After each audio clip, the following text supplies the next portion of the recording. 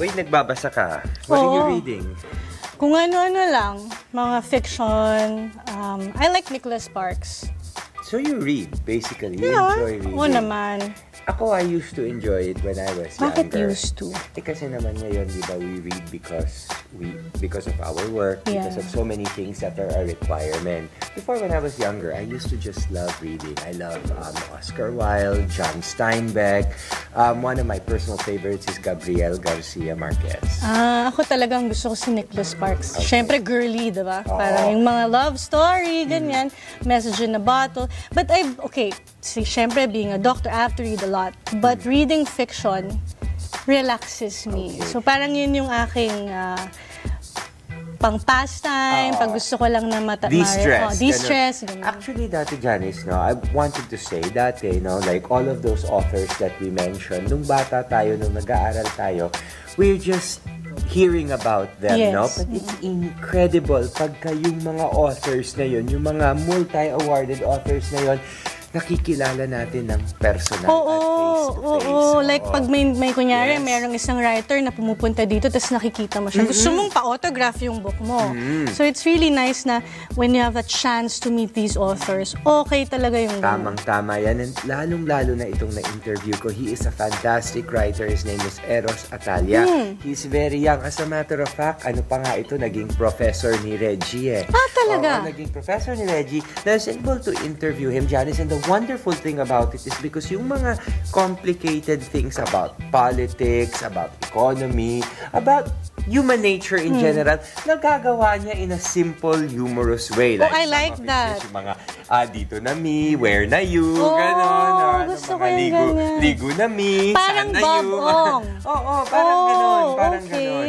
So, para bang, ngayon, malalaman natin yung mga ibang mga complicated things that hindi mo malaman when you're just watching a session in Congress or in the Senate. Ito ngayon ginagawa niyang very humorous at saka very simplified. So, even if you're a layperson, maiintindihan mo, definitely. I like that. He has fantastic wit. Gusto kong basahin yan. Yun, kaya syempre, eto, mapapanood natin yan, okay? Sige. Dito sa aking Spotlight episode with Eros Atalia. Alright. Isa si Eros Atalia sa mga kinikilalang pangalan sa larangan ng literatura. Iba't ibang muka ng buhay ang makikita sa lahat ng kanyang obra. Hindi naman ako bright na estudyante. Hindi rin naman ako studious. No? Pasaway nga ako. Lagi yung absent, pero hindi naglalakwatsa. Yung naglalakwatsa kasi alis ka ng bahay mo, pero hindi ka pasok school. Ako nasa bahay lang. Yun ang pinakalakwatsa ko. Ayaw mong pumasok? Gusto mo magstay sa bahay? Oo, ang may panglakwatsa kasi may pera. Pag wala kang pera, wala kang karapatan maglakwatsa. That's very true. Diba? So wala kang karapatan maglakwatsa kasi wala kang pera. Sa bahay ka lang. So tutunga nga, nagbabasa. At lumaki ako sa kultura kasi na yung bahay namin punong-puno ng comics at babasahin. Kasi ang airpot ko, susulat sa comics, journalist din siya, at may mga libro sa bahay. Kadalasan na yung binabasa sa classroom, nabuburo ako, parang hindi ko gusto. At mas gusto ko yung mga binabasa ko sa bahay. Never ako nakatanggap ng kahit anong academic award sa buong buhay ko, not even most behaved. What's very ironic is, considering you were not interested in classroom things, ngayon naman ay nagtuturo ka, no? Which is very interesting. Kasi nakita ko na ang daming nangyari sa classroom na tinatanong ko at the age of 9 or 10, saan ko ba gagamitin ito sa totoong buhay? Parang napaka-artificial ng classroom. Yung mga binabasa ko parang hindi makatotohanan, parang hindi nangyayari sa totoong buhay. How come na iba yung nangyayari sa loob ng classroom, pero yung ibang abutan ko sa totoong buhay? Kaya boring sa akin yun. Galing ako sa isang informal settler, also known as squatter. Magulo, maingay, gut level ang usapan, gut level mong solusyon ng problema. Pag hindi masolve sa bunganga, sa sikmura, sa kamao, no? Sa kamao, sa dahas, sa lakas, hindi usong negosyasyon.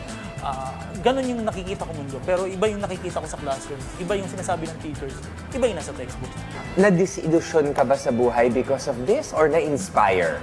Mas natuwa ako kasi sa totoong buhay, alam ko na ito yung totoong buhay. Sa classroom, alam ko naglalaro lang kami. So tinitingnan ko na parang playground yung classroom.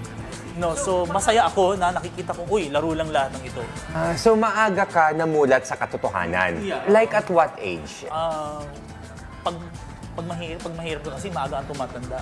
Tumatanda yung sikmura mo, tumatanda yung tenga mo, tumatanda yung balat, yung dila. tumatanda yung budhi at puso.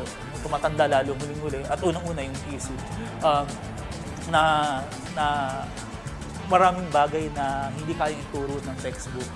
Maraming bagay na hindi masabi yung teachers. Pero ang paglabas namin sa classroom, pare-parehas yung realidad na sumasalubong sa amin. So naging challenge sa akin na pagpasok sa classroom, tuwing papasok sa classroom, okay, laro lang ito, illusion lang ito. Pansamantala, kailangan ko ito kasi kailangan ko makatapos.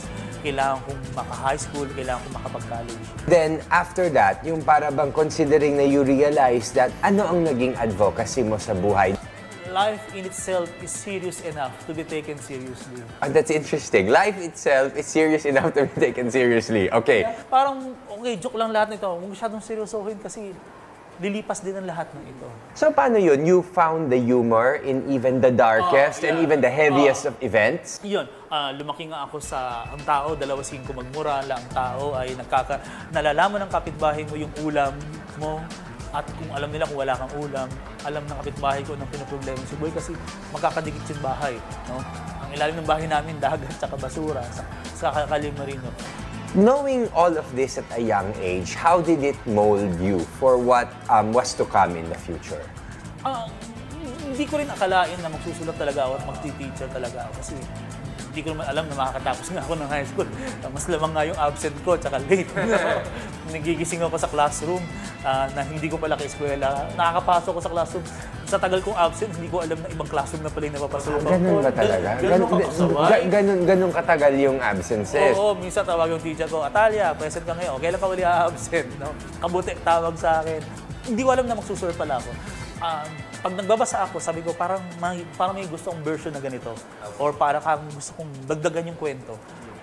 Sa mga umpukan sa lugar na pinanggalingan ko, dahil maraming taong walang trabaho talaga, ang palipas oras yung usapan, tismisan, kwentuhan ng buhay ng may buhay. So habang nakikinig ako, nakaupo lang ako sa kung saan, kikinig ko sa usapan nila, sa isip ko, uy, magandang kwento to. O kaya ikinukwento ko ulit siya sa sarili ko. Pagdating sa classroom, ako yung bida sa pagkukwento. Kasi hindi nila alam yung mga binabasa ko kasi comics. Hindi nagbabasa ng comics yung mga ka-eskwela ko. Ang dami ko na chismis kasi hindi nila alam yung buhay chismis ng taga-squatter area. So, Eros, dahil sa mga experiences mo na hindi din na-experience sa mga classmates mo, doon ka nakahugot ng certain personality, certain identity na malalaman lang nila by talking to you. Napaniwala ko yung mga ka-eskwela. Hindi ko mabuli-buli yung mga ka-eskwela ko kasi napaniwala ko silang lahat at the age of 9 or 10, grade 3, grade 4, na ninja ako. Talaga? Hindi ka pwedeng patulang kasi sabi ng master ko, hindi pwedeng gamitin ng kaalaman sa martial arts sa mga karaniwang tao. So hindi nila ako matouch kasi akala talaga nila, martial art expert ako, kung fu expert ako. Hindi naman napaniwala ko silang lahat. Dahil sa hirap ng buhay, natuto ng kumayod si Eros noong siya'y 15 anyos pa lamang.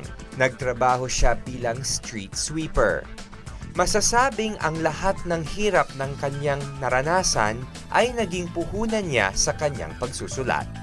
Ang saya nung materyales na nakuha ko sa umpukan sa inuman, sa panagsusuntukan ng mga kapitbahay, dahil magkakatabi kayo ng bahay, nai-imagine mo kung paano nagsusuntukan, paano sila nag-aaway, anong niluluto nila, anong pinoproblema nila.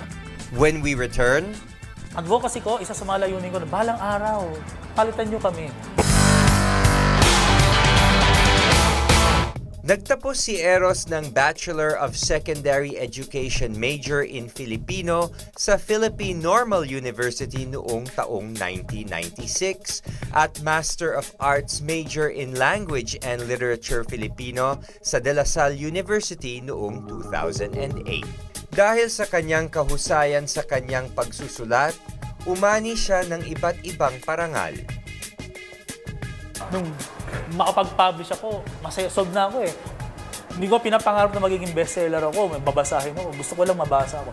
Nung mabasa ako, okay na, pero yung manalo ka pa ng award, wow, pare. No? At least nababalidate ako sa loob at labas ng academy. Pero knowing all of that, so did it fire you to become a more, how would you say, a more aggressive writer? Yung pagsusulat ko, pinipilit ko na hanggat maaari, dumistansya ako personal doon sa materyales ko.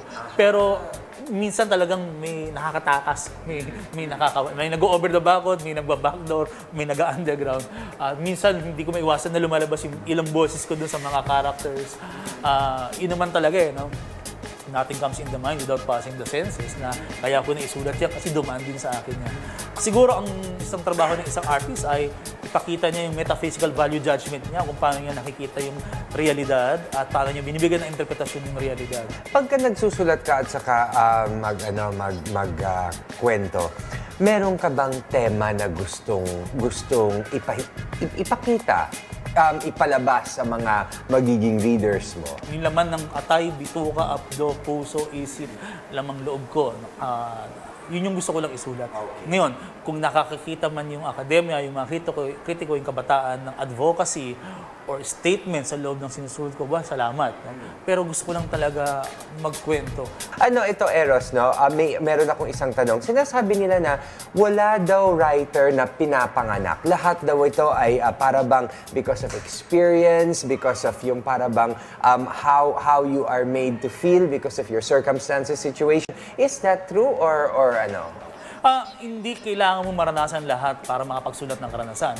Kundi kinakailangan siguro ma-notice mo lang yung maraming karanasan, gaano man siya karami, gaano siya kapot. Ang isang tao nakaranas siya ng 100 karanasan. Yung isa naman nakaranas ng 10 karanasan. Pero yung 10 ito na-notice mo lahat, samantalang yung 100 isa rin na-notice mo, mahalaga pa rin yung na-notice The mo. quality pa rin. Okay, and last question, sir. Alam ko we're very busy, no? Ito na ang last. Sa lahat ng mga writers, whether in the past or in the present, is there anybody who you can say influenced you in any way? Yung buhay siguro, naghahahain ng iba't ibang klaseng potahe. Nasa sayo yan kung gusto mong balik-balikan ng isang klase ng ulam o isang klase ng lasa. Pero sa dami-dami ng panlasa at pagputahing inihahain sa atin, hindi masama na paminsan-minsan tikman mo lahat. Para masana yung dila, masana yung bituka, masana yung kalamnan. Kadalasan, ang taong nasasanay sa pait, kahit ang simpleng tubig tumatamis. Advocacy ko, isa sa mga layunin ko na balang araw, palitan nyo kami. Balang araw gusto ko kayo naman yung mga libro nyo ang nasa shelves, ang nasa bookstore. Kasi pangarap ko na lumaki at lumawak pa ang panitikan. Kasi ang pinakamagandang magagawa ng art sa kanyang sarili ay patayin niya para mabigay sa mga bagong manunulat.